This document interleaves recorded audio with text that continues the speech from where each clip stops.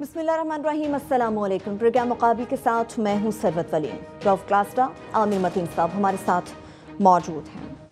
7 शरीफ मज़ार रोशनियों की बजाय खून में नहला दिया गया। पंजाब, बलूचिस्तान, खैबर पख्तूनख्वा के बाद सिंध में भी धमाका हो गया। कानून नाफिज करने वाले इदारे और एजेंसियां एक मरतबा फिर से बुरी तरह नाकाम हो गई। दहशतगर्दी की इस ताज़ा लहर ने कई बेगुनाह लख्ते जिगर मनो मट्टी तले सुला दिए। 5 दिनों में दहशतगर्दी के 8 बड़े वाक़यात ने हुकूमत के अमनो अमान के दावों पर पानी फेर कर रख दिया। पीपल्स पार्टी सिंध का बजट दुबई ले गई। 7 शरीफ मज़ार के अहाते में बम धमाकों के जख्मी तिब्बी सहूलियात ना मिलने की वजह से तड़पते रहे। ना अस्पताल, ना डॉक्टर, ना ही दवाएं। आखिर पीपल्स पार्टी ने अपने 9 साला दौरे इक़्तिदार में गरीब सिंधियों के लिए क्या किया? मौजूदा दहशतगर्दी की लहर के असबाब क्या हैं और हुकूमती नाकाम पॉलिसीज़ का तावान गरीब अवाम अपने खून से आखिर कब तक अदा करती रहेगी? प्रोग्राम के दूसरे हिस्से में पैनामा केस की भी बात करेंगे कि सलमान अकरम राजा शरीफ खानदान की नामुकम्मल सच का मुकम्मल दिफा किए बगैर अपने दलाइल का इख्तिताम करते हुए चल दिए। सवाल चना जवाब गंदुम, मनी ट्रेल ना ही जायदाद की तफसीलात। सलमान अकरम राजा अदालत के दायरा इख्तियार को महदूद करने के कानूनी हवाले ही देते रहे। हमारा वक्त ज़ाया किया जा रहा है, एक चवन्नी का काम नहीं हुआ। जस्टिस शेख अजमत सईद बरहम नजर आए। मंगल को सुप्रीम कोर्ट ने चेयरमैन नैब और चेयरमैन FBR को ज़ाती हैसियत में तलब कर लिया है। सुप्रीम कोर्ट में आज क्या हुआ, आमिर मतीन साहब की जुबानी हम जानेंगे। लेकिन सबसे पहले आमिर साहब, बड़ा अफसोसनाक दिन रहा आज 7 शरीफ में जो हादसा पेश आया, धमाका हुआ। 5 दिनों में 8 बड़े वाक़यात। हम तो समझते थे काबू पा लिया गया, मगर आखिर कौन से ऐसे मुहर्रकात हैं जो ख़त्म ना हो सके? बस बड़ा मुश्किल काम है रोज़ ये नोहा पढ़ना, मगर क्या करें, मुल्क के हालात ही ऐसे हो गए हैं। 5 दिन में 8 धमाके, 125 से ज़्यादा लोग शहीद हो चुके हैं। कोई 200-300-250 का फिक्र तो आज है ज़ख्मियों का। और सबसे ज़्यादा तो वो जगह हैं जहाँ पे ये धमाका हुआ कि शहबाज कलंदर जो हैं वो सदियों से इस पूरे ख़ित्ते में जो मुसलमान हम सब लोगों को बनाया गया, जिनके हाथों बैत लोगों ने ली, ये वो लोग हैं। और सदियों से उनके मानने वाले हिंदू, ईसाई, मुसलमान हर किस्म के लोग रहे हैं। और वो इस्लाम से भी ऊपर हैं, वो बैनुल मज़ाहिब हैं और उनके अक़ीदतमंद हैं। किसी पूरे ख़ित्ते में सब कॉन्टिनेंट के जो है नाम लेके जो है ना लोग उनका विरद करते हैं और इतने मानने वाले। तो अमन का सिंबलिज़म, रवादारी का सिंबलिज़म, सारा का वो ना उसको उस बुत को पाश करने की कोशिश की गई है। तो वो ख़ास तौर पे इसलिए भी तकलीफ दे है कि ये शहबाज कलंदर, लाल शहबाज कलंदर के मज़ार पे हुआ है। ये चीज़ें सोची नहीं जा सकती थी। दूसरा इसका एक जो बड़ा ही तकलीफ दे पहलू है, क्लास साहब मुझे प्रोग्राम शुरू होने से पहले किसी की ट्वीट दिखा रहे थे कि 2 डॉक्टर, 4 नर्सें, कासरदारी अमेरिका में, बाकी पीपल्स पार्टी की लीडर दुबई में और भुट्टो फिर भी जिंदा है। वहाँ हालात जो देख रहे थे 7 शरीफ के उस पूरे उसमें 7-8 दफ़ा पीपल्स पार्टी की सूबाई हुकूमत रही हुई है, 3 दफ़ा वो फेडरल गवर्नमेंट में रहे हुए हैं। और 7 शरीफ जो है वहाँ पे ज़ख्मियों के लिए, मरने वालों की उसके लिए संभालने के लिए कोई इंतज़ाम नहीं, कोई डॉक्टर नहीं, कोई हॉस्पिटल नहीं है। करीब तरीन जो है ना वो 120-30 किलोमीटर पे जो है जामशोरो और हैदराबाद लोगों को जख्मियों के लिए लेके जाए। शायद जो है ये जो अभी बताया जा रहा है कि शायद 70 के करीब जो है ना अमवात हो चुकी हुई हैं। ये शायद इससे कम हो सकती थी अगर शहर में कोई फैसिलिटी होती, कोई डॉक्टर होते, कुछ ना होते। और याद रहे कि ये शायद चीफ मिनिस्टर मुराद अली शाह साहब का हल्का है, ये चीफ मिनिस्टर का ये लाड़काना से भी करीब है। और सिंध का स्पिरिचुअल सेंटर नहीं है, सारा पाकिस्तान, सारी दुनिया से लोग यहाँ पे जाते हैं। और वहाँ पे ये हाल है कि कोई पूरे ज़िले में कोई ना डॉक्टर है, ना कोई नहीं है। एक तो ये उसकी ह्यूमन साइड है। तीसरी उसकी जो है कि ये हो क्या रहा है, अब ये इन्वेस्टिगेटिव साइड ऑफ ये है। तो मुख्तलिफ अभी तो मुतज़ाद किस्म की आ रही हैं। कुछ कहा जा रहा है कि जनाब IS फाइनली, जिसको हम डिनाई करते हैं कि यहाँ पे दाइश नहीं है, उसका तो नहीं वो है। कुछ लोग के जी वो क्लेम कर रहे हैं कि जी उन्होंने किया है, सो इसका मतलब वो आ गए हैं, हमारे घर तक पहुँच चुके हैं। दूसरा, कुछ इंडिया पे शक कर रहे हैं, कुछ क्लास साहब मेरा उस पर ज़्यादा ISPR के उस पर गौर कर रहे थे कि जी उन्होंने अफ़गानिस्तान पे डाल दिया है सारा। ठीक है, होंगे, सब कुछ होंगे, मगर खुदा के लिए अपने अंदर भी झांक लें। उनके अगर हैं भी तो सहूलतकार यहाँ मौजूद हैं, उनके यहाँ पे लोग मौजूद हैं, और ये कब तक हम नहीं समझ पाएंगे कि सब एक दूसरे से जुड़े हुए हैं। तो अपना ये डिफ्लेक्ट ना करें, अपना हाउस इन ऑर्डर करने की बजाय ये हमारा एक मजाक बन के रह गया है कि अफ़गानिस्तान पे डाल दें। इंडिया होगा, बिल्कुल होंगे, मगर जब तक आपके अपने घर में वो नर्सरियाँ मौजूद हैं, वही रोना जो हम नेशनल एक्शन प्लान पे करते रहते हैं कि भाई साहब कर लें कर लें कर लें, जब ये वाक़या आता है तो फिर याददानी दरमियान में लगता था क्रेडिट ले रहे होते सारे असम्बलियों में। ये हफ्ते 10 दिन तक देखें हमने अमन कर दिया, ये अमन किया है इन्होंने, ये हमें नजर आ रहा है। क्लास साहब, क्या आप भी समझते हैं सिर्फ शाखें काट देने से हम समझेंगे कि दरख्त भी ख़त्म हो जाएगा? जो आमिर ने भी बात की है, अब होगा क्या, आगे का नक्शा पेश करते हैं आपको। अभी ये इंडिया की तरफ से आज है कि नवाज शरीफ साहब को जी बड़ा दुख हुआ है, हमें बड़ा अफसोस हुआ है कि पाकिस्तान में इनोसेंट सिविलियंस किलिंग हुई है। अभी उनका मेरा अशरफ गनी साहब फ़ोन करेंगे कि जनाब के बड़ा दुख, लाहौर के लिए भी उन्होंने किया था। अब यही कुछ जब काबुल में होता है तो नवाज शरीफ साहब फ़ोन करते हैं उनको, एक अशरफ गनी साहब बड़ा दुख हुआ, सिविलियन मारे गए हैं। जब इंडिया में होता है तो फिर भी हमारा प्राइम मिनिस्टर फ़ोन करता है कि जनाब के बड़ा अफसोस हुआ, दुख हुआ, सिविलियंस मारे गए हैं। आपको याद होगा कि कुछ अर्सा पहले जब इंडिया में हुआ था, ये उड़ी का शायद हुआ था ये, तो उस पर उन्होंने मोदी साहब ने बड़ी स्ट्रांग दी थी, उनके वजीरों ने, कि हम भी पाकिस्तान को लहू लुहान करेंगे और इनको ऐसा करेंगे कि ये फिर याद रखेंगे और लीड करते रहेंगे। उनका स्टेटमेंट है। यही कुछ वहाँ पे आपको नजर आता है, अफगानिस्तान की तरफ से बयान आता है जब वहाँ पे सिविलियन मारे जाते हैं। सेम आज बयान हमारे ISPR की तरफ से जारी किया गया है। आपस में अगर हम तीनों को पता है कि वो हमें ब्लेम करते हैं, इंडिया करता है, अफगानिस्तान हमें करता है, हम उनको करते हैं, इनडायरेक्टली कर रहे होते हैं, पता सबको होता है कि उसने किया या हमने किया है, आपस में फिर ये कंडोलेंसेस का क्या फ़ायदा है, मुझे समझ नहीं आ रही। अगर हमें पता है कि जी उन्होंने फलां ने किया है, वो भी कंडोलेंसेस करते हैं आपके साथ, आप भी उनके साथ कंडोलेंसेस करते हैं, आप तीनों कहीं बैठ के अगर तीनों मुल्कों में सिविलियंस मारे जा रहे हैं, मतलब प्रॉक्सी वार में सिविलियन मारे जा रहे हैं, पाकिस्तान को इंडिया अफगानिस्तान की कोई खुदा न खासा जंग तो नहीं शुरू हो गई जिस तरह का। मुझे तो एक और खौफ है, मेरे साथ शेयर करने में हर्ज नहीं है। हम अभी से कह रहे हैं कि जनाब कि हम इसको रिस्पॉन्ड करेंगे, कल को खुदा ना खासा खित्ते में किसी और वजह से कोई मसला हो जाता है, कोई इंटरनली तौर पर कोई बम फट जाता है, तो हमने पहले से एक्सेप्ट कर लिया है कि जनाब कि ये जो चीज़ भी होगी हमारी तरफ से होगी। It's a dam serious business. ये अगर मुझे दुख ये हो रहा है कि आपकी सिविलियन लीडरशिप जो है, आपको ऐसे मौक़ों पे स्टेटमेंट देने चाहिए। आपका डिफेंस मिनिस्टर वैसे ख्वाजा आसिफ जो हैं वो संभाले नहीं जाते आपके सुप्रीम कोर्ट के बाहर। इमरान खान के लिए तो 1001 बंदा आपके पास मौजूद है। आज की तरह परवेज रशीद साहब की तरह, दानियाल अजीज साहब की तरह, आज आपके ख्वाजा आसिफ की तरह, साद रफीक साहब की तरह का हजूर आए, कुछ हमें समझाएं, कुछ हमें बताएं। आप तो गायब हो जाते। जो ही पाकिस्तान में कोई ट्रेजिक आपकी ट्रेजिडी होती है तो सारे सिविलियंस गायब हो जाते हैं। ऑटोमेटिक जो उसका कंट्रोल जो है वो आपके उस ISPR के पास चला जाता है। मैं कहना ये चाहता हूँ, इससे मसले नहीं हल होंगे। फिर कैसे होंगे? ये कौम वक्ती तौर पर बड़ी खुश होती है, इंडियंस भी बड़े खुश होते होंगे जब उनका वजीर ये बयान देता होगा जी हम पाकिस्तान को ब्लीड करेंगे और ऐसा करेंगे, याद रखेंगे। अफगानी बेचारे भी बड़े खुश होते होंगे क्योंकि उनकी भी वहाँ पे उसमें काम हो रहा होता है, उनकी मार्केट्स में बच्चे और औरतें मार, वो भी बड़े खुश होते होंगे कि जनाब पाकिस्तान से बदला लिया जा रहा है। आप अगर तीनों इस खित्ते के जो ममालिक हैं, अगर आप बहादुर हैं, एक दूसरे के सिविलियंस की बड़ी कंसर्न्स है, बड़ी कंडोलेंसेस करते हैं एक दूसरे को फोन करके, और मगरमच्छ के हम सारे आंसू बहा रहे होते हैं, अंदर से बड़े खुश हो रहे होते हैं। उस मुल्क में ये हो गया, इनके साथ ठीक हुआ है, इस मुल्क में हुआ है बिल्कुल ठीक हुआ है, उनके साथ हुआ है ठीक हुआ है, और बड़े हमारे दानिश्वर सुन लेंगे, सारे जस्टिफाई कर रहे होते हैं। अगर ज्यादा हम बहादुर हैं ना, अगर इस खित्ते के लोग, तो बैठ जाएं।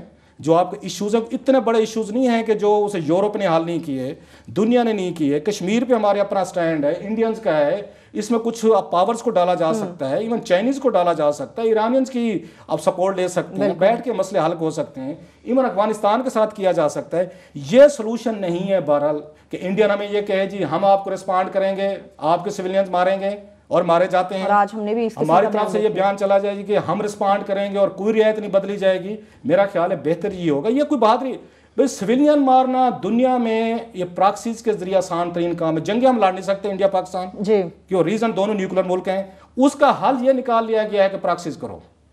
ये भी तो हल नहीं है। Again it's not a brave act. जो आप बात आमिर कह रहे हैं, अपना घर आप ठीक करें, आप इस खित्ते में एक अगर ये कहा जाता है बहुत बड़ी ग्रेट हम गेम में फंस गए हैं, वार में फंस गए हैं, अपने आप को थोड़ा सा रिट्रीट करके बॉर्डर के अंदर लें, अपने आप को ठीक कर लें। अब अगर वहाँ लड़काना में या सॉरी सहमन शरीफ में, लाहौर जैसे शहर में भी आपकी इंटेलिजेंस एजेंसीज, आपकी पुलिस, ये 26 एजेंसीज हैं एक सूबे में और सेंटर में 26। लाहौर जैसे शहर में अगर 26 एजेंसीज आपकी law enforcement agencies, intelligence agencies, आपकी दीगर फोर्सेज एक हमला नहीं रोक सकती। तो बेशक आप देते रहें, दुनिया को धमकियां देते रहें जी कि हम रिस्पॉन्ड करेंगे, हम बदला लेंगे, हम अटैक करेंगे, ये चीजें नहीं रुकेंगी। अपना घर ठीक करें, अपने आप को थोड़ा सा रिवैल्यूएट करें कि क्या इस खित्ते में जो हम इस वक्त फंस गए हैं, या हमें फंसा दिया गया है, या हमने वॉलंटियर करके फंस गए हैं। वो मसला ऐसे हाल नहीं होगा। सिविलियन मारने से ये दुनिया का सान पे पटाखा बजा दें, जाते हुए कहीं पे कुछ बम ब्लास्ट कर दें, ये बेचारे मज़ार पे जैसे बिल्कुल टोटली मतलब मलंगों को मार, मलंग लोग भी मलंगों को मारना है, इसके बाद क्या बहादुरी रह जाती। दुनिया के जिस मुल्क ने भी कराया है उनको भी मतलब इस पर शर्म आनी चाहिए कि वहाँ पे अगर मलंग बेचारे गरीब लोग, बिल्कुल वो क्या पुअर से पुअर जो बिल्कुल निचले लेवल के तबके के लोग हैं, वो जाते हैं मज़ारों पे, अपना कथारसिस करते हैं, अपना डांस करते हैं, अपनी दुनिया में रहते हैं, वो किसी को कुछ नहीं कहते। अगर उनको मार के कोई मुल्क ये समझता है जी हमने पाकिस्तान के खिलाफ एक बहुत बड़ी अचीवमेंट कर ली है, तो इट्स अ शेम। ठीक है, लेकिन आमिर साहब, हम कब इस चीज़ को अंडरस्टैंड करेंगे कि प्रॉक्सी वॉर्स किसी चीज़ का हल नहीं है, हमें अपने अंदर खुद झांकने की अभी अशद ज़रूरत है, वो कब करेंगे हम? कितनी मजीद जाने कब करेंगे? मगर बात तरजीहात की है। जिस तरह कल परसों हम बात कर रहे थे कि फूल बेचने वाले, गुब्बारे बेचने वालों को पकड़ा जाता है, ये असला बेचने वाले को नहीं पकड़ा जाता। बिल्कुल जो है ये एकदम हम जो है ना, ये सॉफ्ट, ये मलंग भी जो मारे गए हैं बेचारे, जो धमाल डाल रहे हैं, ये soft side of arts culture है ना, कि ये इनके ऊपर जो है ना वो कल्चर का बड़ा जल्दी फिक्र पड़ जाती है कि हमारी सकाफत में ख़तरे में आ गई है।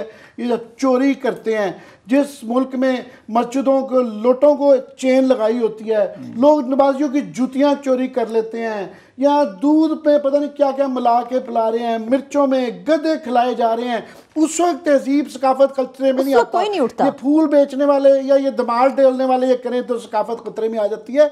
हमें ये सॉफ्ट साइड जो है पहले अपनी तरजीहात ठीक करनी है। ये असला बेचने वालों को पकड़ना है, फूल बेचने वालों को नहीं पकड़ना। ये दंतनाते जो फिर रहे हैं दहशतगर्द, ये फिरते रहे, उनको कोई हाथ नहीं डालता। और जब ये मौका आता है, जब इस वक्त एक बड़ी सीरियस सिचुएशन ये है कि आपके पिछले 5 दिनों में 4 सूबों में धमाके हो चुके हैं, ये बहुत और सेंटर पे जो लाहौर का जो बिल्कुल पंजाब असेंबली के सामने, पेशावर में, बलोचिस्तान अवरान में, मोहम्मद में, फाटा में भी जो है, इसका मतलब है कोई मैसेज दे रहा है दैट समथिंग गोइंग ऑन, कोई है। हमें पहले कम से कम सब लोग बैठ के इस नतीजे पे पहुंच जाएं कि ये हो क्या रहा है, कौन कर रहा है, कैसे कर रहा है, एक लार्जर क्या है। आपका मतलब अभी अंडरस्टैंड ही नहीं हम कर सके। हम चूंकि हम उस जवाब तक नहीं पहुंच रहे, इसलिए हमें गुस्सा है कि हम कम से कम तयन कर लें बैठ के, वो जो 26 एजेंसीज हैं हमें बता दें, हम बजाय इसके कि हम अपने मफरूज़े दें, ये 26 एजेंसियां या तो इतनी बड़ी ना रखें, डिसबैंड कर दें, ये टैक्स पेयर्स के बनी, या हमें बता दें कि कौन कर रहा है, ताकि हमें पता हो कि हम किसके हाथ पे अपना लहू तलाश करें, किसको बददुआ दें, किसके साथ लड़े जाके। किस जगह पे खामियां और कोताहियां कर पाते कि कर कौन रहा है। सही क्लास साहब, ये तरजीहात का मसला है, मुनसिफाना वसाइल की तकसीम का मसला है, आखिर प्रॉब्लम है कहाँ पे, कोताहियां हैं कहाँ पे? मेरा ख्याल है सबसे पहले हमें ये अपने जहन से निकाल देना चाहिए कि हमने दुनिया को फतह करना है। जो 1910 की हमारी इस्टेब्लिशमेंट के अंदर हमारे दानश्वरों में एक चीज़ डाल दी गई थी ना कि हमने खिते को हमने फतह करना है, हमने अपनी मर्जी की हुकूमतें बनानी है, पर्टिकुलर अफगानिस्तान में और आगे जाना है। इस माइंड सेट से हमें निकलना होगा। हम अफोर्ड नहीं कर सकते, ये एक हकीकत है। और पूरी दुनिया इस वक्त, जो मुझे थोड़ा सा दुख होता है, हम नहीं समझ पा रहे कि पूरी दुनिया टर्मैल का शिकार है। सिर्फ हम दहशतगर्दी का हमारे यहाँ से तो शुरू हुआ था काम। तो फ्रांस शिकार हुआ है, ब्रिटेन हुआ है, जर्मनी हुआ है, अमेरिकन हुए हैं, उनके तो जीरो टॉलरेंस पे चले गए। अब वो हमारी बात सुनने को तैयार नहीं। आज सुन लें उनका जनरल मुशर्रफ साहब ने क्या कहा है।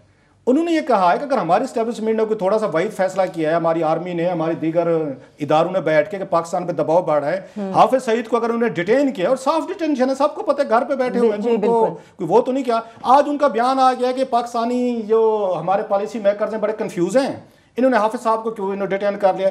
अपनी हमने गूगल करके अभी चीजें ढूंढी। मसूफ ने अपने दौर में जब इन पे दबाव आया था, जब ये खुद इस मुल्क को चला रहे थे, इन्होंने 3-4 दफा उनको खुद डिटेन किया हुआ हाफिज साहब को। मैं आपको ये बता रहा हूं। अच्छा, एक और इनकी कंट्राडिक्शन देखें कि हाफिज वो जो थे आपके अब मसूद अजहर साहब, जी, ये मसूद अजहर साहब के बारे में जनरल मुशर्रफ इंटरव्यू दे चुके हैं, एक नहीं 10, कि जी मुझे कत्ल करने की जो ये प्लानिंग की गई थी वो इनके मसूद अजहर ग्रुप ने की थी। ये उनको रिकॉर्ड पे मैं आपको उनका इंटरव्यू सुना देंगे। अब जिसने ये दावा किया है, ये आर्मी चीफ हमारा साबिक ये कह रहा है कि मेरे ऊपर फलां शख्स की पार्टी ने, जमात ने कातलाना हमले करवाए, तो उसी को टेक्निकली होल्ड करवाया हुआ हमने चाइना के जरिए वहां पे यूएनओ में।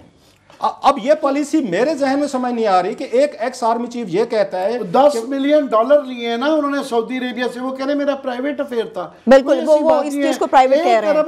1 अरब रुपया उन्होंने ले लिया, मुझे उन्होंने तोहफा दिया था। आज वो ये फरमाते हैं कि ये तोहफे निकल रहे हैं, वो ये कह रहे हैं ये बयान देने पड़ते हैं। हाफिज सईद साहब अच्छे आदमी हैं, लेकिन वो जो मसूद अजहर साहब है वो बुरे आदमी। अगर मसूद अजहर साहब बुरे आदमी हैं तो मेरा एक सवाल बनता है, तो फिर उसको पाकिस्तान ने, जो पाकिस्तान के एक्स आर्मी चीफ पे कातलाना हमले में बकौल उनका मुलविस था, उसको इतनी सपोर्ट हमने इंटरनेशनल लेवल पे चाइना के जरिए क्यों लेके दी? ये बड़ा हम सवाल है क्लास में, चीजें नहीं हल होंगी, ये बहुत बड़ी डीप हम उसमें चले गए। बिल्कुल, एक छोटी सी ब्रेक लेंगे, ब्रेक से वापस आएंगे। इस तमाम तर सूरत हाल पर तो बात होगी, इसके साथ साथ कुछ पैनामा केस से मुतालिक भी बात करेंगे कि आज की प्रोसीडिंग में मज़ीद क्या अहम पेशरफ्त हुई। हमारे साथ हैं।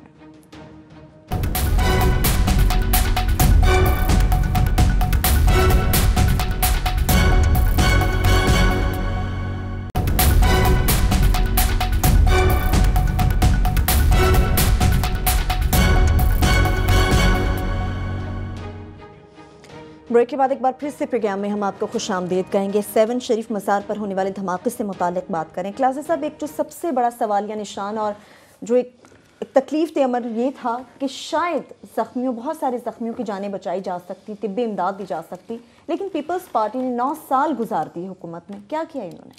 अब हमने उस पर तनकीद की, पंजाब पे, ये परसों वहाँ पंजाब पे हुआ, कल KPK में हुआ, उन पर तनकीद करें तो इनकी जमहूरियत ख़तरे में पड़ जाती है। इनके बड़े जो इनके डिफेंडर बैठे हुए हैं हर पार्टी में हैं, वो समझते हैं कि वो कहते हैं kings can do no wrong. बिल्कुल। जो लुट मार इनका तो टेक्निकल, इनकी वारदात के तरीके तो डिफरेंट है ना। हमारे जो पंजाब के हुक्मरान करते हैं ये तो लंबी वारदात डालते हैं, 25 साल बाद पकड़े जाते हैं, ये तो दूसरे दिन पकड़े जाते हैं ना। ये अभी हमने जब दुबई लीक्स की थी, who is who in the Peoples Party, जिसके दुबई में फ्लैट्स और माल पानी नहीं निकला, अभी उन्होंने लड़काना के 90 अरब रुपए का, उन्होंने कहा जी डैन भी घर छोड़ देती है, सयाब 7 घर छोड़ देती, उन्होंने नहीं छोड़ा। मुझे एक पीपल्स पार्टी के अहम रहनुमा मिले, उन्होंने कहा 90 अरब नहीं है। मैं डर गया, मैं कि शायद कि बहुत बड़ी उसमें वो बता रहे थे। मैं कि कितने? उन्होंने कहा 60-70 अरब हूँ, ये 60 या 70 अरब रुपये होंगे। दोस्त मेरे बड़े अच्छे बंदे हैं, तो मैंने उनको कहा, मैं कि मतलब है कि 90 का फिगर ठीक नहीं है, 60-70 का ठीक है। वहाँ के जी जनाब कहते वो भी हिसाब इनसे पूरा नहीं हो रहा जो अदालत ने मांगा इनसे।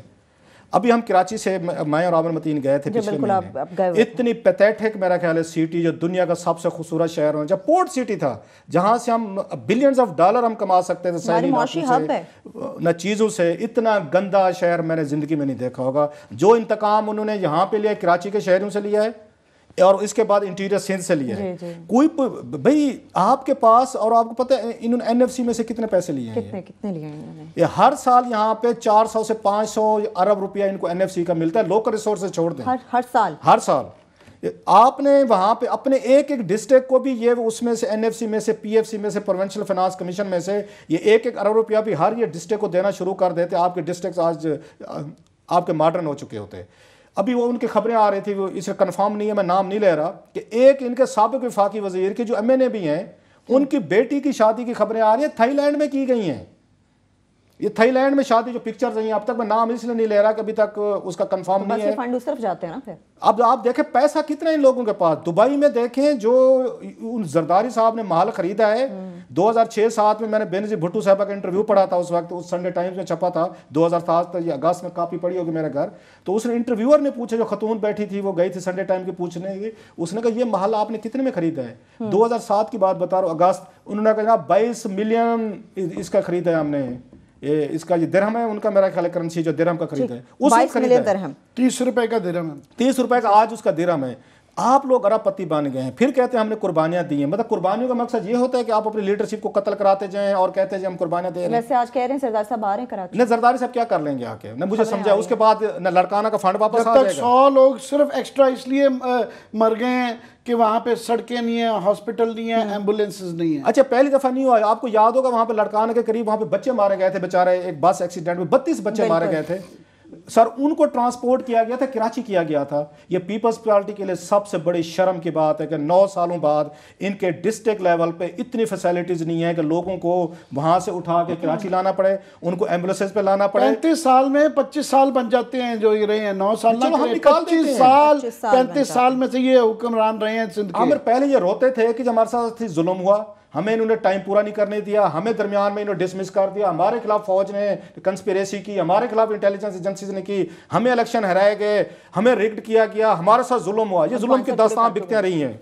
और उनके साथ ज्यादतियां हुई भी हैं। भुट्टो साहब की फांसी देख लें, बेनजीर भुट्टो का असैसिनेशन, वो हैं उसमें मुर्तजा भुट्टो। लेकिन सवाल ये है, आपने कब तक अपनी ट्रेजेडीज के जरिए रूल करना है, वोट लेना है, तो परफॉर्मेंस के जरिए नहीं लेना। अगर सहमद शरीफ में इतना बड़ा आपको पता है अरबों रुपए सेवन शरीफ के अपने औकाफ के वो इकट्ठे होते हैं, जिस सिर्फ उनका सेवन शरीफ का जो लोग वहां पे नजराने देते हैं, उससे पूरे इलाके के हॉस्पिटल, सड़कें, सारा कुछ बन सकता है। सही। अगर इनमें होती, अगर इन्हें नहीं पता कि सहमद शरीफ में वहां पे हजारों की तादाद में पूरे मुल्क से, इवन बैरून मुल्क से आते हैं, वहां डिवोटीज आते हैं, आपको नहीं पता। एक चीज आपको सिक्योरिटी का, जब स्पेशली यहाँ पे हो चुका था लाहौर वाला वाकया, उसके बाद आपको केयरफुल नहीं होना चाहिए था। नंबर 1, चले वो तो हम केयरफुल नहीं होते, वो तो हमने अल्लाह पे छोड़ा हुआ है। हमारा ईमान है कि नहीं, हमारा ईमान है कि एक दिन मौत आनी है, तो मौत आने में फिर ये आपको ये चीजें करने की क्या जरूरत है? कुछ भी कर लें, हमने मरना है। सिक्योरिटी किस लिए होती है? मैं वही बता रहा हूँ, ये कंसेप्ट जो है हमारे यहाँ प्रेवलेंट हो चुका है कि मौत एक दिन आनी है, लिहाजा जितनी भी एफर्ट्स कर लें उनके बकौल ये नहीं रोकी जा सकती। ये एक तस्वुर है जिसकी वजह से सोसाइटी हमारी ये उस लेवल पे जीरो टॉलरेंस पे नहीं कि जैसे अमेरिकन जाते हैं, ब्रिटिशर्स जाते हैं, यूरोपियन जाते हैं, वो कहते नहीं, वो अल्लाह की मर्जी होगी, जरूर होगी, लेकिन खुदा ने भी तो आपको अक्ल दी है, समझ दी है, आपको थोड़ी सी अपना माइंड आप उसको इस्तेमाल करना चाहिए। मसलन 9/11 एक दफा हुआ सर वो अमेरिका में, उसके बाद छोटे मोटे वाकयात आप होते हैं, एक दफा उनसे इंटेलिजेंस उनसे फेलियर हुआ। यहाँ 7/7 बम्बिंग एक दफा हुई, इवन जर्मनी वगैरह में देखें 1-2 दफा इंसिडेंट उन्होंने होने दिए। सो वो ये कहते हैं कि जितने इंसिडेंट होते हैं, ये ट्रेजेडीज होती हैं, ह्यूमन एरर होती है इसमें। अगर हम ह्यूमन एरर को कंट्रोल कर लें, हम अपने आप को इफेक्टिव कर लें, तो ये शायद बड़ी हद तक ये ट्रेजेडीज रोकी जा सकती हैं। सो ये इनसे अब जरदारी साहब आ गए, जरदारी साहब क्या कर लेंगे? जरदारी साहब तो माल जहां से पानी लेके बैठ गए। डॉक्टर आसिम जैसे बंदे को जब पीपल्स पार्टी सियासी कैदी डिक्लेयर करेगी, डेली मुलाकातें करें उनसे, और मुझे मिल गए वो सईद गनी साहब मिल गए, वो नाराज हो रहे थे जी, मैंने 2-4 दफा आपको फोन किया, आपने फोन नहीं उठाया। मैं जी मैंने नहीं उठाया। कहते रीजन, मैं पीपल्स पार्टी में 2-4 लोग थे आप जैसे जिनकी हम इज्जत करते थे। अगर आप जैसे बंदों ने भी सियासी बेनिफिट्स के लिए कंप्रोमाइज किया है और डॉक्टर आसिम जैसे बंदे के नीचे कराची डिवीजन के वो सदर बने हैं, आप उनके नीचे सेक्रेटरी बने हैं, मैं सर फिर आपका जो एक हमारा रिस्पेक्ट का लेवल था ना वो नहीं रहा। अगर पीपल्स पार्टी के लोग मतलब वहां पे गाजर मूलियों की तरह बेचारे मलंगों को आज आपने मार दिया है, वहां पे आपको एक हॉस्पिटल नहीं बना सके, मतलब डिस्ट्रिक्ट लेवल पे आपके पास एक अच्छा हॉस्पिटल, इनको तो इतना पैसा मिला है आमिर इनको एनएफसी का, ये लोग चाहते हैं हर डिस्ट्रिक्ट लेवल पे एक हाईटेक हॉस्पिटल होते, इनके पास इवन एयर एम्बुलेंसेज होती, इतना पैसा लेके गए भाई 90 अरब रुपया। मुझे बताएं ये 90 अरब से आमिर आप 90 हॉस्पिटल बना सकते हैं, जो लड़काना का 90 अरब था हाईटेक। एक मेरा दोस्त है यहाँ पे, उन्होंने मुझे बताया कि सरगोदा में इन्होंने हाईटेक बनाया 60 करोड़ रुपए में, और लगता है कि दुनिया का मॉडर्न, मैंने देखा तो नहीं, एक मुझे दोस्त बता रहा था 60 करोड़ में एक डिस्ट्रिक्ट लेवल पे हाईटेक हॉस्पिटल बन सकता है।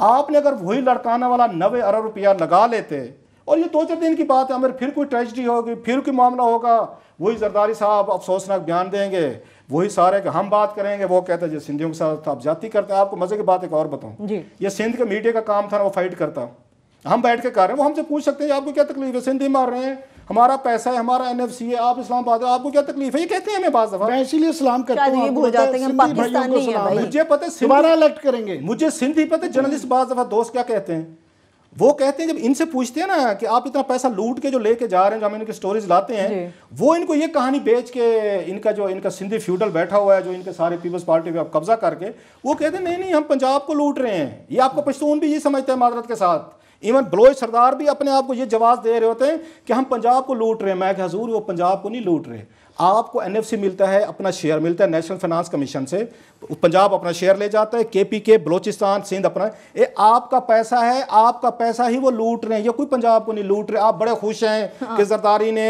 ये इसने उसके बाद डॉक्टर आसिम ने फलां ने इन्होंने जी बड़े छक्के मार लिए हैं। सो जनाब इनसे कोई उम्मीद ना रखें जो हमें यहाँ पे मजलूमियत की कहानियां सुनाते रहे, जिनसे एक डिस्ट्रिक्ट लेवल पर सेवन शरीफ जैसी मतलब सबसे ज्यादा कदीम एक आपका वो दरबार है, दुनिया भर में इसकी इज्जत है, उसके धमाल हैं, कितनी उस पर कवालियां हैं, कितना उस पे शायरी की गई है, कितना उसके साथ रोमांस एक जुड़ा हुआ है। ये लोग थे जिन्होंने इस खित्ते में इस्लाम फैलाया था। आपके पास वहां उस इलाके के लिए उस मतलब सिक्योरिटी के लिए कुछ भी नहीं है। सिक्योरिटी तो छोड़ देना, वो तो मैंने बात ही खत्म कर दिया। आप वहीं पे ये फंसी बैठी हैं कि अल्लाह की मर्जी, हम तो अल्लाह की मर्जी हो तो फिर इतने बड़े बड़े जो खानदान है यहाँ पे वो किस नाम पे सिक्योरिटी लेके चल रहे हैं ना। बाद गुफ्तगू मेरा ख्याल है इतने ताकि की जा सकती है। ठीक है, मैं बाद मजीद मैं क्या कह सकता हूं। बिल्कुल पैनामा की तरफ बढ़ेंगे आमिर साहब, लेकिन मैं लास्ट ये क्वेश्चन आपसे ये भी करना चाहती हूँ कि ये भी बातें की जा रही हैं कि दहशतगर्दी को कंट्रोल कर लिया गया था, क्या हम ये समझ लें कि ये सिर्फ आर्जी वक्फे थे? जो कंट्रोल किया है कि वो वक्फे आर्जी ही नज़र आते हैं कि जब तक आप सारा अपना स्केलेटन जो है नेशनल एक्शन प्लान में खुद ही आपने दिया, जब तक वो सारी चीज़ें नहीं कर लेंगे तो फिर ये उनकी मर्जी है। वो ये time is on their side. वो जो तालिबान कहते हैं ना कि घड़ियाँ अमेरिकनों के पास है, वक्त हमारे पास है, तो वक्त उनके पास है। कभी रोक लेते हैं, कभी तेज़ कर लेते हैं। जब उनके घर तक ही कोई नहीं पहुंचा, उनका कोई रोकने वाला नहीं है। किसी ने मदरसा रजिस्ट्रेशन नहीं की, किसी ने कुछ नहीं किया, और वो आज भी वही पॉलिसी चल रही है, गुड तालिबान बैड तालिबान चल रही है। और बाहर वालों को जी, बाहर वालों को हम बदला ले लें, अफगानिस्तान से बदला ले लेंगे, इंडिया से बदला ले लेंगे, अपना घर ठीक नहीं करना, अपना घर ठीक नहीं करना। आसान काम जो आमिर कह रहे हैं, आसान काम क्या है कि मैं अपने घर को ठीक कर लूं या दुनिया को ठीक कर लूं? ये सवाल जिस दिन हमने सोच लिया ना इस पे कि मुझे अपना घर ठीक करना चाहिए, मेरे घर में प्रॉब्लम है, कोई वहाँ पे इश्यूज आ रहे हैं, आई शुड फिक्स देम, मोहल्ले वालों को मैं बाद में ठीक कर लूँगा तो मैं बड़ी हद तक ठीक हो जाऊँगा। और अगर आग, ये उन मुल्कों को भी समझना चाहिए, हमें भी समझना चाहिए हमारे हमसायों के, कि अगर आग या किसी एक घर में लगी हुई होगी ना, वो एक घर तक नहीं रहती होती अगर उसकी फायर फाइटिंग नहीं हो रही, जो कि नहीं हो रही इस खित्ते में। वो सब ले चुकी है ना, पूरा रीजन जो है सारे के सारे उसमें आ चुके हैं सारे। सो ये काम हम नहीं कर सके कि हमारी इंटेलिजेंस एजेंसीज जो है मान लेते हैं, थ्रेट अलर्ट भेज देते हैं। और मैं तो उस दिन के बाद मैंने ये उम्मीदें छोड़ दी थी जो चौधरी सालिक खान ने बातें की कि आपको डेरा इस्माइल खान जेल की पूरी इंफॉर्मेशन थी कि ये तालिबान आ रहे हैं, इतने बज के इतने मिनट पे आएंगे, ये गाड़ियाँ होंगी, सब ड्रिल हुई, सिविल मिलिट्री लीडरशिप बैठी, वजीर आला शामिल थे, उसके डेरा इस्माइल खान की फौजी जो हमारे कंसर्न थे वो शामिल थे, एक्सरसाइज की गई कि आएंगे, ऐसे करेंगे, वैसे करेंगे। वो फिर भी आए, उन्होंने जेल पे हमला भी किया, बंदे भी ले गए। उसके बाद मैंने कहा जनाब ये मुल्क चल रहा है ऑटो पायलट पे, हम ये धमकियां देंगे, हम यहाँ पे अलर्ट, ये आपका एपीएस की जो हुआ 140 बच्चों के बाद भी हमें नहीं आए। हमें ख्याल आया कि हमने सोसाइटी अपनी को कैसे ठीक करना है, घर कैसे ठीक करना है। बस ठीक है, अल्लाह से दुआ करते हैं। बिल्कुल, अब क्लासेस अब अल्लाह से दुआ होती रहेगी, लेकिन काश के यही सोचा जाता है तिब्बी सहूलियात मिलती, वक्त पर एम्बुलेंसें आती, अस्पतालों में अमला मौजूद होता, कई माओं के लख्ते जिगर बच सकते थे, शायद हलाकतों की तादाद भी कम होती, मगर अफसोस। इसके साथ ही एक छोटी सी ब्रेक लेंगे, जब ब्रेक से वापस आएंगे तो कुछ पैनामा केस के हवाले से बात करेंगे। हमारे साथ रहिए।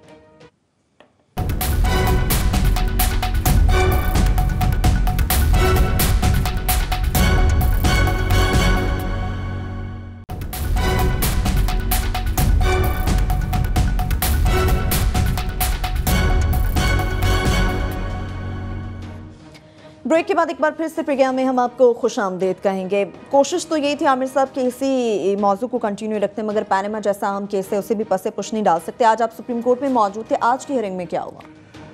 आज जो स्ट्रेटजी थी नून लीग की, पता नहीं वो अपनी तरफ से तो बहुत चालाकी की उन्होंने कि 3 वकील करके अलहदा कर दिए, बच्चों के अलहदा, प्राइम मिनिस्टर के अलहदा। बेसिकली प्राइम मिनिस्टर को इंसुलेट किया हुआ था, अलहदा किया हुआ था कि बाकी बच्चे अगर पास भी जाएं तो बादशाह शतरंज की खेल में बचा रहे। बेसिक स्ट्रेटजी ये थी। मगर वो लग रहा था आज के वो जिस तरह वो एक मजाक ही बन गया कि वो कोई इतनी स्ट्रेटजी कामयाब नहीं रहे थे। अदालत भी चिढ़ सी गई हुई थी कि क्या रेपुटेशन हो रही है। शुरू में कहा इन्होंने कि जनाब हम इस्तिस्ना नहीं मांगेंगे, प्राइम मिनिस्टर की ज़िंदगी एक खुली किताब है जिसने हम अपने आप को अदालत के आगे पेश करते हैं। पहले 2 वकील ये कहते रहे, उसके बाद जो नए वकील है उनका हो आपसे तो बहुत बड़ी बेवकूफ़ी हो गई है, ये तो आपको अदालत से कहें आप सुन ही नहीं सकते, आपका इख्तियार ही नहीं है, आपका कानून ही नहीं है, आइन नहीं इजाज़त देता। तो ये 3 वकील बेसिकली अलग-अलग बच्चों के और प्राइम मिनिस्टर के बन के घूम फिर के स्ट्रेटजी यही थी कि मखदूम साहब जहाँ से छोड़ के गए थे ना कि आप नहीं सुन सकते, आपका इख्तियार नहीं है। आज सलमान राजा साहब भी वहीं आए हुए थे, घूम फिर के जो है ना, पहले उन्होंने हल्का सा दोबारा वो चीज़ें की, इधर उधर की, फिर उन्होंने मान लिया आज वैसे कि मरियम बीबी जो पहले कहा जा रहा था सिर्फ ट्रस्टी हैं कि 6 माह तक उनके पास जो थे ना ये बेरर सर्टिफिकेट्स उनके नाम भी रहे हैं। अच्छा। मगर फिर उन्होंने कहा मान लिया जाए कि अगर वो मरियम का है तो भी प्राइम मिनिस्टर को कुछ नहीं कहा जा सकता, मान लिया जाए कि अगर ये फ्लैट हमारे थे, शरीफ साहब के थे, किसके थे, तो भी प्राइम मिनिस्टर को था, वो आप सुन नहीं सकते क्योंकि जो है उन 184 बटा जो 3 जो है 184(3) के तहत जो है ना आपका दायरा इख्तियार नहीं है, हो नहीं सकता, क़यामत आ जाएगी और माजी में कोई नज़ीर नहीं है और ये नहीं है वो नहीं है। और आर्टिकल 10 के तहत जो है ना आपके पास क्योंकि अपील नहीं होती है इसके अंदर तो आप वो नहीं है। बाहर आज लाहौर, पेशावर, अमेरिका, इंडिया, पूरे दुनिया से जो है ना सलमान अकरम साहब जो है ना अपनी नज़ीरें लेके आए हुए थे, प्रेसिडेंट्स लेके आए थे, केसेस लेके आए थे, पूरा है। मैं घूम फिर के ये था कि आप सुन नहीं सकते हैं। वो हुसैन और हसन हुसैन के वकील नहीं थे, वो बेसिकली प्राइम मिनिस्टर के ही वकील थे। भाई ये है क्या कि इतना सीरियस वकील, इतना मैं बड़ा उनका मद्दा था, अभी भी उनकी दलाइल की जिस तरह दे रहे थे, मगर आज एक वजह तफन्नुन बने हुए थे, मजाक उड़ रहा था कि मैं चंद पढ़ देता हूँ अदालत के चंद कमेंट्स जो उनके मुतल्लिक हुए। किसी बड़े वकील के क्या छोटे वकील के भी मुतल्लिक हो तो वो शायद वकालत ही छोड़ने की सोचने लग पड़े।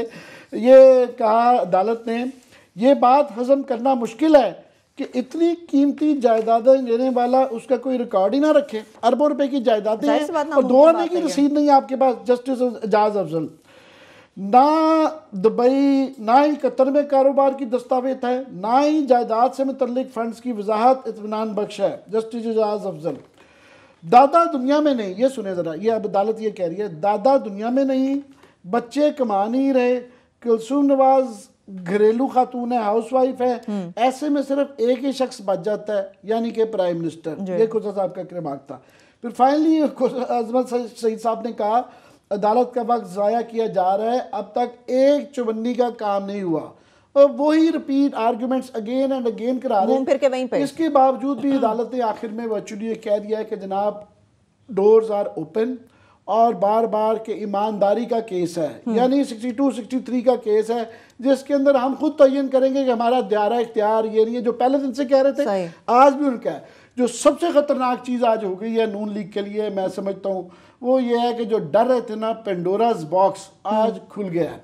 अदालत ने आखिर में बुला लिया है कि FBR के चेयरमैन साहब भी आ गए और नैब के चेयरमैन कमरुज़्ज़मान चौधरी साहब खुद आए और बड़े रुक के उन्होंने ख़ास तौर पे अदालत ने कहा है खोसा साहब ने कि इन नो नॉनसेंस वे कि तैयारी करके आए, पूरे दस्तावेज़ात भी लेके आए और जोग्राफिया भी चेक करके आए कि पनामा जोग्राफी के नक्शे में कहाँ है। सही इन सो मेनी वर्ड्स। मैं फिर मंगल को आपके साथ चलूंगा, मंगल को आप चलिएगा, क्योंकि इसका मतलब ये है कि उन्होंने जो इंदिया दिया है वो ये है कि उन्होंने हुदैबिया केस खोल लिया है। जो अभी तक ये जो सारी बहस की जा रही थी, आसान लफ्जों में बताएं, इसाक डार मनी लॉन्ड्रिंग कन्फेशन खोल लिया। इसाक डार मनी लॉन्ड्रिंग केस भी खुल गया, वो सारी रसीदें भी चेक होंगी, जो रेफरेंस था पूरे के कागजात उन्होंने के लेके आए, क्योंकि ये बहस कर रहे थे सलमान अकरम राजा साहब और मखदूम साहब इनके वकला कि जनाब ये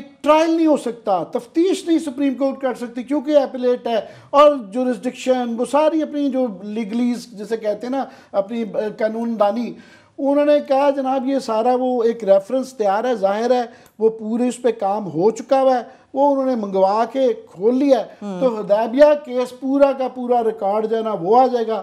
साथ में ही रहमान मलिक साहब की रिपोर्ट आ गई, उसी का हिस्सा नैब के पास सारे कागजात पड़े हुए हैं, सब पे इंक्वायरी हो चुकी हुई है। वो रेफरेंस की स्टेज तक जब पहुंचता है तो इसका मतलब है कि वो कंप्लीट इंक्वायरी हो चुकी हुई है। तो वो एक ऑथेंटिक एक डॉक्यूमेंट है। सिर्फ ये है कि वो क्योंकि टेक्निकली उसको क्वैश कर दिया गया और उन्होंने कहा कि हम देखेंगे कि ये आगे भी कह चुकी है अदालत कि वो कैश कैसे हुआ, क्या तरीके हुए, तो वो कोई जो है कमरुज़्ज़मान चौधरी साहब के साथ कुछ भी हो सकता है, कुछ भी पूछा जा सकता क्योंकि है। सुप्रीम कोर्ट के मुख्तलिफ 10 केसेस जो इनके चल रहे हैं, घूम फिर के वो जो पंजाबी में कहते हैं ना खुरा, the buck stops at Kamruzzaman Chowdhury. वो जो 100 पाकिस्तान की शराफिया की गलाजत की करप्शन की फाइलें हैं ना, उनके ऊपर एक सांप की तरह वो बैठे हुए हैं। अब वो खुलने जा रहा है, वो उस पेंडोरा सांप बॉक्स। को उन्होंने, मैं लफ्ज़ अपना चेंज कर लेता हूँ, मैं मुहावरतन कह रहा था, उनको बुला लिया है अदालत में। और उसका क्या है, 2 चीज़ें उसमें ख़तरनाक हैं, सिर्फ क्विकली। एक तो ये कि आज सलमान अकरम राजा साहब ने कहा जी उन्होंने जो है वो तो बोर्ड फैसला करता है ना, वो उनका वो है। आप और हम कितने प्रोग्राम कर चुके हैं कि जनाब वो रिग्ड बोर्ड है, एग्जेक्टिव बोर्ड जो है, और मुस्लिम हानी साहब ने वो अदालत में नायब चेयरमैन को आगे ही बुलाया हुआ है कि वो तमाम तकर्रियाँ और प्रमोशंस गलत हुई हुई हैं। एस्टेब्लिशमेंट डिवीज़न को मिला हुआ टास्क कि आप इनकी बताएं कौन कौन गलत हुआ हुआ है, क्यों इस तरह बोर्ड का हिस्सा बनाया गया हुआ है। तो ऑलरेडी वो मुकदमा चल रहा है, जो कि एस्टेब्लिशमेंट वाले थोड़ी सी देर कर रहे हैं। कुछ लोग कह रहे हैं कि इसलिए वो इंतजार कर रहे हैं कि हानी साहब रिटायर हो जाएं। ये एक स्ट्रेटेजी चल रही है। लास्टली बस वही कह दूं कि बुलाए जाएंगे साथ में वकार डार साहब, प्रोसिक्यूटर जनरल साहब, जिनके कमरुज़्ज़मान चौधरी साहब ने कहा हुआ है कि इनके मशवरे में किया। अब वकार डार साहब कौन है, हम इस पर भी प्रोग्राम कर चुके हैं कि हर स्टील मिल के केस में इन्होंने, इनके ऊपर इंक्वायरी हुई थी, क्योंकि उसके अंदर वो जो सेठ साहब थे, इन्होंने अपने टेबल पे, ये लीगल काउंसिल थे, और इन्होंने उसकी अपील नहीं की, उसको जो आगे भेजना था अपील नहीं की, वो टेबल पे ही इनके पड़ी रही। इनकी नैब के पास इंक्वायरी की और प्रोसिक्यूटर जनरल उस ज़माने में के आगा साहब थे, उन्होंने कहा जी इनके खिलाफ केस किया जाए। वो नैब में दब गई। तो बुनियादी बात कि ये पेशावर है, इनका पैटर्न है, माजी में ये सिर्फ डार साहब के सिलसिले में नहीं हुआ, ये लोग पहले भी यही करते रहे हैं। तो ये सारा कुछ, वो सारी रहमान मलिक की जो आप कहते थे रिपोर्ट खुलनी चाहिए, वो भी खुलने जा रही है, और हदाबिया केस इज री ओपन। सही है, पेंडोरा बॉक्स खुलने जा रहा है। आपको सुनते हुए मुझे एक चीज़ की, तो हालांकि it's a very sad day, we are depressed, इतनी ह्यूमन लाइव्स और बेचारे मलांग जो सारे थे वो हुए हैं। लेकिन एक खुशी मुझे हुई है ज़ाती तौर पर, मैं माजरत को पहले कर लेता हूँ ये लफ्ज़ इस्तेमाल करने पे, कि आप को जर्नलिज्म छोड़ना भी पड़ जाए ना, अब माशाल्लाह बहुत बड़े वकील बन गए हैं। हाँ, बड़ी अच्छी वकालत कर लेते हैं। अल्लाह बचाए, बड़े बाइज्जत नहीं, आप अच्छे वकील हो गए ना। मुझे पता है आपका कि आप उन लोगों में से हैं जिन्होंने नौकरी छोड़ दी थी। आपने किसी फौजी अफसर से मालिक को फ़ोन नहीं करवाया था कि नौकरी लेनी है तो फलां फौज के, ये माजी की बात बता रहा हूँ, उससे फ़ोन करवाएं तो आपको नौकरी जी आपको मिलेगी। आपने कहा जी ऐसी नौकरी घर रखें, आप 1.5 साल घर बैठे रहते। यू आर ऑनरेबल मैन, बहुत कम लोग रह गए, ये मुझे कहने में हर्ज नहीं है। मैं सिंपली एक मेरा डाउट है सर, वो है कमरुज़्ज़मान चौधरी साहब। इनके बारे में मशहूर है कि he is a man of survivor.